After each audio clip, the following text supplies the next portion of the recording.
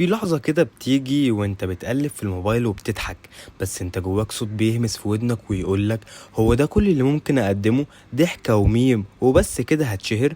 طب تعمل ايه لو قلتلك ان منصتك ممكن تبقى سبب في تغيير حقيقي لناس كتير وانت اصلا مش واخد بالك؟ فانا بقى هتكلم النهاردة عن الجزئية دي، فعايزك بقى تجيب حاجة تشربها وتركز معايا، وما تنساش اللايك والاشتراك في القناة. وزي ما انتوا عارفين ان احنا هنا في انتيكا بنحكي علشان نفهم نفسنا مش نحكم عليها. فيلا بينا نخش في الحلقة.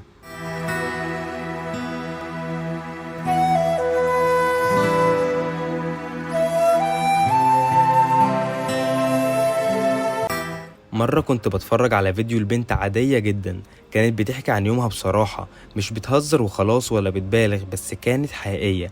وكان تعليقات الناس ليها انها بتفيدهم وبتوعيهم. وانا مريت بنفس الموقف ده، وانت كمان اكيد مريت بنفس الموقف. في احساسك ايه وان في حد بيتكلم عن الموضوع ده؟ وعلى فكرة صدقك البسيط ممكن يوصل لقلب ناس كتير من غير ما تكون بتقصد. اغلب الناس فاكرين ان اللي بيغير في السوشيال ميديا لازم يبقى مشهور او يوعظ او عنده جيش من الفولورز، بس الحقيقة غير كده خالص. انت نفسك تقدر تعمل ده، زي واحدة حطت صور كتاب هادف ومفيد فانت تشوفه وقررت تقراه، وزي واحد شارك مشاعره في مقابلة شغل فشل فيها ووصلك إحساسه فاستفدت، وزي برضو واحدة تانية اتكلمت عن القلق بطريقة مضحكة ولذيذة بس بصدق. وهم دول اللي غيروا تفكير الناس، مش بس بكلامهم، بتجربتهم كمان. عمرك ما هتعرف إنك بتلهم حد حتى وإنت بتتكلم عن نفسك.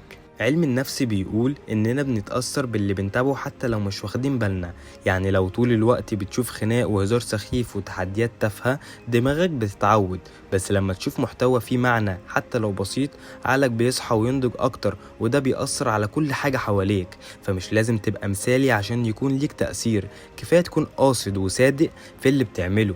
وهحكي لك قصة بتسبب أثر. شاب بسيط بدأ يعمل فيديوهات وبيحكي فيها عن شغله في ورشة، كان بيضحك على نفسه وبيحكي مواقف حصلت مع الزباين وازاي هو اتعلم يظبط أعصابه.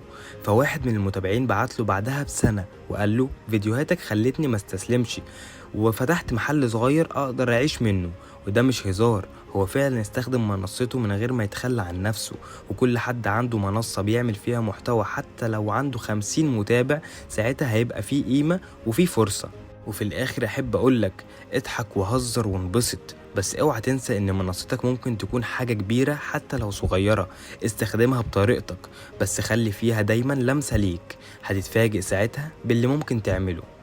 وبس كده، وهنا بنيجي لنهاية حلقتنا، واتمنى الحلقة تكون عجبتكم، والى اللقاء في الحلقة القادمة.